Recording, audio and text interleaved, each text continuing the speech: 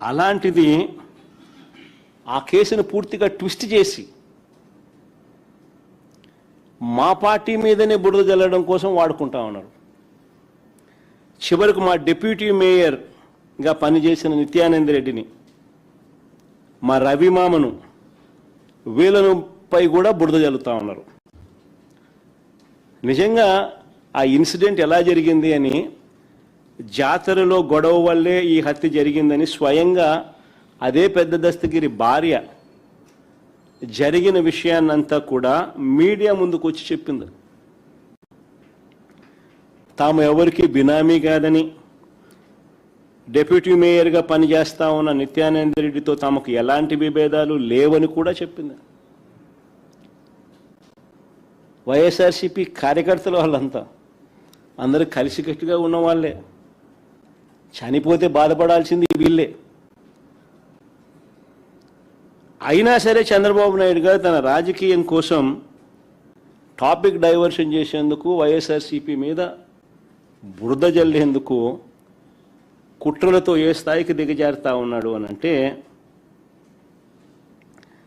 చంద్రబాబు నాయుడు గారు ఈనాడు, ఆంధ్రజ్యోతి, టీవీ5 వీళ్ళు నలుగురు కూర్చొని ఒక కథ తయారు చేస్తారు. దాన్నే నిజమని చెప్తారు, పెద్ద పెద్ద అక్షరాలతో రాస్తారు. అధికారంలో ఉన్నారు కాబట్టి, వ్యవస్థలన్నీ వీళ్ళ చేతిలోనే ఉన్నాయి కాబట్టి వెంటనే వీళ్ళ పోలీసులు రంగప్రవేశంలోకి వస్తారు. గతంలో ఇదే పోలీసులు వేరే రకంగా చెప్పినా కూడా అది వెనక్కి తీసుకుంటారు ఆ స్టేట్మెంట్లన్నీ. వెనక్కి తీసుకుని మళ్ళీ వీళ్ళు చెప్పిన కల్పిత కథను చుట్టూ కేసు బిల్డప్ చేస్తారు. దాని చుట్టూ దొంగ సాక్ష్యాలను క్రియేట్ చేస్తారు. కొంతమందిని ప్రలోభ పెడతారు, కొంతమందిని బెదిరిస్తారు, కేసు బిల్డప్ చేస్తారు. చేసి మళ్ళీ మా వాళ్ళని అరెస్ట్ చేస్తారు. ఆ చనిపోయినవని భార్య వచ్చి, పెద్ద దత్తగిరి భార్య వచ్చి జరిగిన విషయం అంతా చెప్పి ఆయన బాధపడతా ఉంటే, జరిగింది మా పార్టీ మనిషికి హత్యకు గురైతే మేం బాధపడాల్సింది పోయి, వీళ్ళు చేస్తూ ఉండేది ఏంది, మా వాళ్ళ మీదనే కేసులు బనాయించి ఆ కేసుల్లో మా వాళ్ళని ఇరికిచ్చే కార్యక్రమం చేసి జైలుకు పంపే కార్యక్రమం చేస్తూ ఉన్నారు. 2 ఏళ్లుగా జరుగుతున్న అరాచకం ఇదే.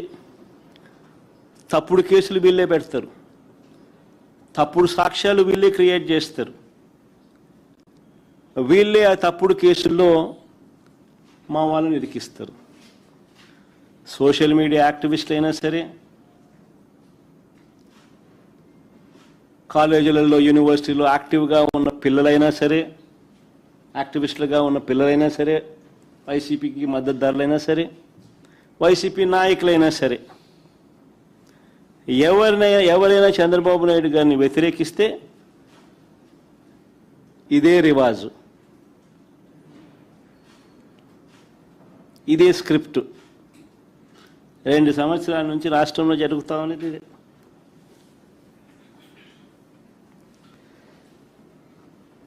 నేను అడుగుతా ఉన్నా అసలు చంద్రబాబు నాయుడు గారిని, అసలు అయ్యా చంద్రబాబు, అసలు ఎవరిదయ్యా గొడ్డలి పార్టీ అని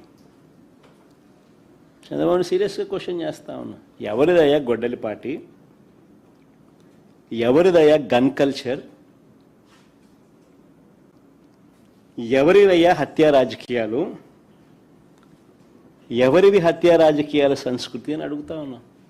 ఇదే చంద్రబాబు నాయుడు గారిని సూటిగా, మా కుటుంబంలో ముగ్గురు, మా తాతగారు, మా నాన్నగారు, మా చిన్నాన్నగారు, ముగ్గురు బలైపోయారు. మేం బాధితులం. కానీ మాపైనే వీళ్ళు తప్పుడు రాజకీయాలు చంద్రబాబు నాయుడు గారు చేయిస్తారు. మా తాతగారు రాజారెడ్డి గారిని చంపింది ఎవరని అడుగుతా ఉన్నా చంద్రబాబు నాయుడు గారిని. టీడీపీ వాళ్ళు కాదా? ఈ ఘటన చంద్రబాబు ముఖ్యమంత్రిగా ఉన్నప్పుడు కాదా జరిగింది అని అడుగుతా ఉన్నా. 1999 అసెంబ్లీ ఎన్నికలకు ఏడాది ముందు 1999 చంద్రబాబు నాయుడు గారు ముఖ్యమంత్రిగా ఉన్నారు. 1999 ఎన్నికలకు ముందు ఏడాది ముందు చంద్రబాబు నాయుడు గారు ముఖ్యమంత్రిగా ఉన్నప్పుడు నా తాతగారిని రాజారెడ్డి గారిని చంపారు.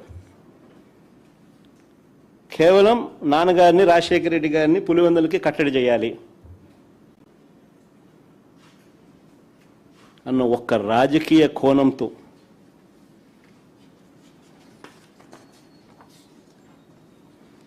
ఆ కేసులో దోషులను బరితెగించి హైదరాబాద్ తెలుగుదేశం పార్టీ సెంట్రల్ ఆఫీస్లో ఎన్టీఆర్ ట్రస్ట్ భవన్లో పెట్టి